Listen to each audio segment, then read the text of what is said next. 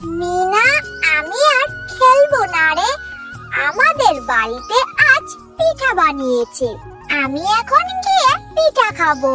কেন খেলবি না? কি হয়েছে? পরে গিয়ে পিঠা খেতে পারবি না বুঝি? কিন্তু মিনা, জানিস আজ না আমার মা খুব মজার মজার পিঠা বানিয়েছে, তাই আমি তাড়াতাড়ি গিয়ে পিঠা খাবো। তুই পিঠা খাবি? আমাকেও একটু পিঠা দিবি? জানিস আমি না অনেকদিন ধরে পিঠা খাই না রে। আমি না পিঠা খেতে খুব ভালোবাসি, কিন্তু অভাবের কারণে মা আমাকে পিঠা বানিয়ে দিতেই পারে না। তুই পিঠা খেতে চাচ্ছিস? ঠিক আছে, চল তাহলে আমার সাথে। আমার মাকে বলবো, মা তোকে পিঠে দিবে, তখন তুই পিঠা খেতে পারবি। এরপর বান্টি মিনাকে তাদের বাড়িতে পিঠে খাওয়ানোর জন্য নিয়ে যায়। এরে বান্টি, এতক্ষণ তুই কোথায় ছিলি? সেই কখন থেকে তোর জন্য পিঠা বানিয়ে আমি বসে আছি। এরে মিনা, তুই আমাদের বাড়িতে কেন এসেছিস?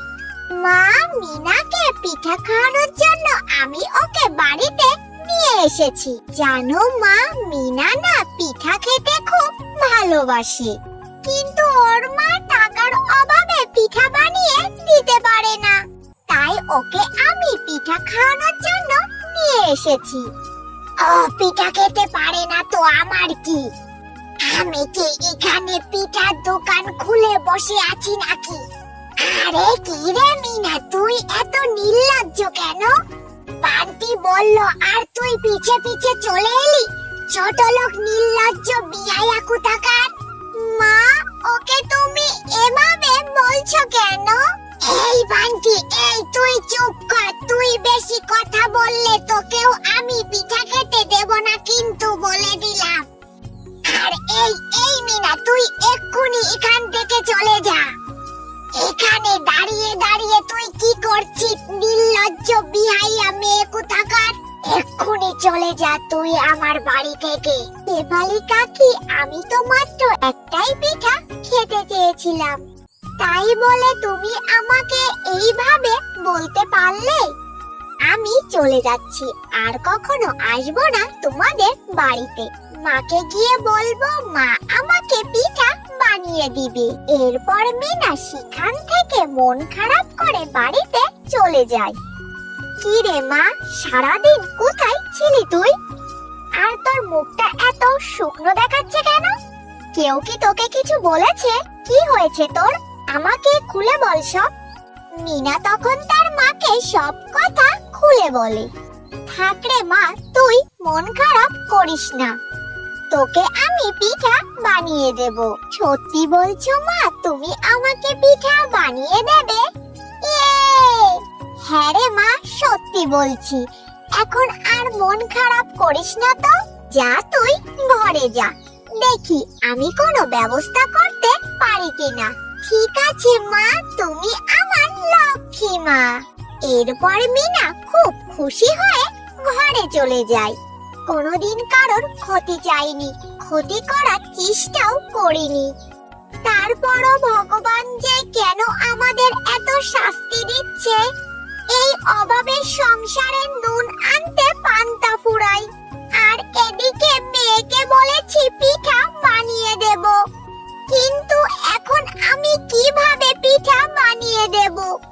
আমার হাতে যে একটাও টাকা নেই, এখন আমি কি যে করি?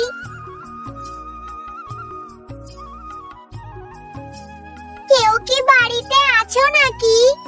মা, কেউ কি তোমরা বাড়িতে আছো? কে মেয়ে তুমি? আর কি হয়েছে তোমার? তোমার বাড়ি কোথায় মেয়ে গো? দিদি গো, আমার যে খুব খিদে পেয়েছে গো। আজ 2 দিন ধরে আমি কিছুই খাইনি, আমাকে কিছু খেতে দেবে দিদি? মেরে, আমার ঘরে যে কিছুই নেই, আছে শুধু আমার ভাগের অল্প কিছু পান্তা। তবে কোনো ব্যাপার না, আমি বরং আমার ভাগের খাবারটুকু তোমার জন্যই নিয়ে আসছি, তুমি দাঁড়াও। সে কি দিদি, তোমার ভাগের খাবার তুমি আমাকে দিয়ে দিলে তুমি কি খাবে? আমি না খেয়ে থাকবো গো মেয়ে, তুমি কোনো চিন্তা করো না। আমার না খেয়ে থাকার অভ্যাস আছে। তুমি যে না খেয়ে আছো, তাই ওই খাবারটুকু আমার থেকে তোমার এখন বেশি দরকার। এই কথা বলতে না বলতে সেই মেয়েটা একটা পরী হয়ে যায়। শেফা শিয়ালিনী, তুমি অনেক ভালো মনের মানুষ। তোমার এই ভালো মন দেখে আমি অনেক খুশি হয়েছি। তাই আমি তোমাকে সাহায্য করতে চাই। বলো তুমি কি চাও আমার কাছে? আমি তোমার কাছে কিছুই চাই না পরী। আমার মেয়ে আমার কাছে পিঠা খেতে চেয়েছে।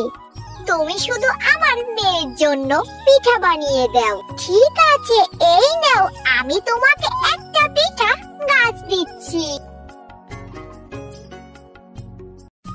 এই গাছের পিঠা কখনো শেষ হবে না, আর তুমি এই পিঠা বাজারে বিক্রি করে অনেক ভালো করে তোমার সংসার চালাতে পারবে। এখন আমি আসি, তুমি ভালো থেকো শিয়ালিনী।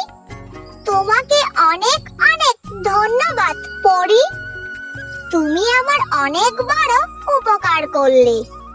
এরপর পরী সেখান থেকে বিদায় নিয়ে অদৃশ্য হয়ে যায়। মা, ও মা, আমি এখন থেকে রোজ পিঠা খেতে পারবো, তাই না মা?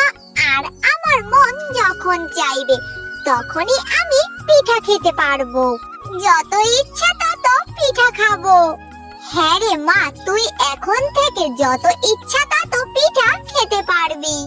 ভগবান এতদিনে আমাদের দিকে মুখ তুলে চেয়েছেন।